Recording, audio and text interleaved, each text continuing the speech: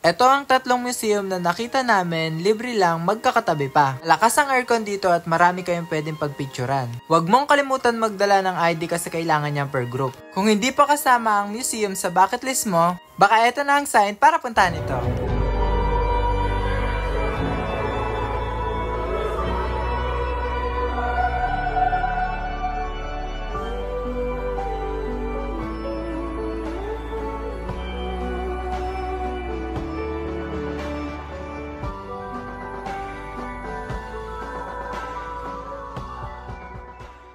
Para makapunta, sumakay kami dito sa Baliwag Transit, pasakay ng Baliwag to Grace Park. Bumaba kami sa 5th Avenue para sumakay ng LRT papuntang United Nations Station.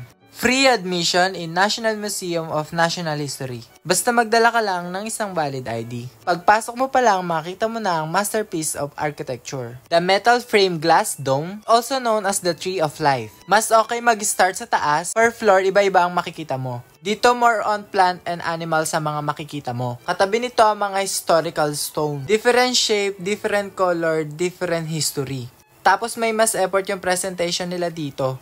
Halatang ginalingan. Kung naghahanap kayo ng magandang spot para mag-picture, I suggest na mag-picture kayo sa elevator at dun sa bones ni Lolong. Sa harap ng National Museum of Natural History, ay matatanaw mo na agad ang National Museum of Anthropology. Malapit lang naman kaya kayang-kayang lakarin. At ang kinaganda nito ay free admission na din. Bago nga kami makapasok, hiningan kami ng one valid ID. Again, mas maganda magsimula sa taas. They have a total 10 galleries to explore. Inuna na namin ang 5th floor para mamaya madali na lang kami makakababa. Dito sa floor na to, makikita nyo ang Gokong Wei Ethnographic Stoneware. Sa 4th floor naman, makikita nyo ang Pakay Humay Palay. Napakita ang significant ang rise in term culture ng mga Pilipino. Ito ang pinakapaborito ko sa lahat ng galleries na napuntahan ko. At ito ang hibla ng lahi ng Pilipino. Dito pinapakita yung mga materials at technology na ginamit para makagawa ng tela. Ito ay nagre-reflect sa mga gawang Pilipino. Last na museum na pupuntahan natin ay ang Fine Art.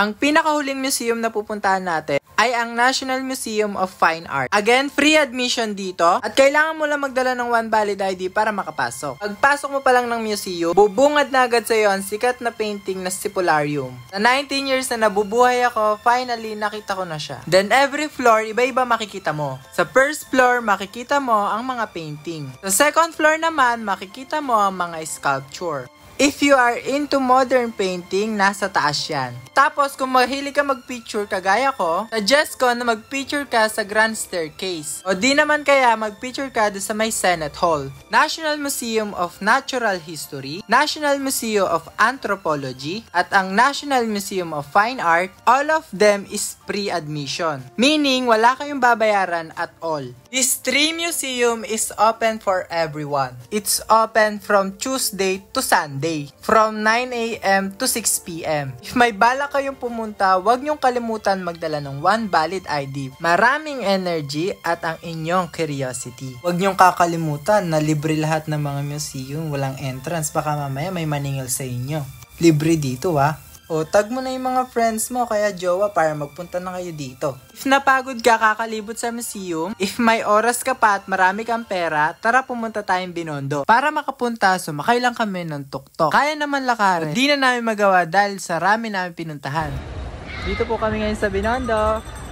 Tara, food trip sa Binondo. Ito yung mga rating namin sa mga famous na kainan. Hype lang ba siya or masarap talaga? Ready ka na ba? Tara, G! Lahin na natin puntaan na laging pinipilahan. Original fried siopaw since 1985. 35 per siopaw. Lambot ang tinapay at masarap ang palaman. Kaya naman ire-rate ko to ng 10 out of 10. Tapos yung next na pinuntahan namin yung veg select. If vegetarian ka, good sa'yo to. Kasi walang halong meat yung tinda nila rito. Nagtry lang ako ng kuchay dumplings. Para siyang chow lombaw na walang sabaw. Pag kinain mo to, hindi ka mapapasok. Hindi namin masyado nagustuhan, kaya i-rate namin to ng 7 out of 10. Katabi lang neto ang sugarcane juice. Perfect panulak sa mga kinain namin. Lang halong ano-ano, fresh sugarcane. Tapos hindi mahaba yung pila dito kasi organized sila. I-rate ko to ng 10 out of 10. Ito naman yung mga sinakyan namin para makauwi. Sumakay lang kami sa United Nations Station, papuntang 5th Avenue. Pagbaba namin ng LRT1, sumakay lang kami ng jeep papuntang Baliwag Terminal. Then after nun, sumakay kami ng Baliwag bus. And that's all. Thank you for watching. Salamat!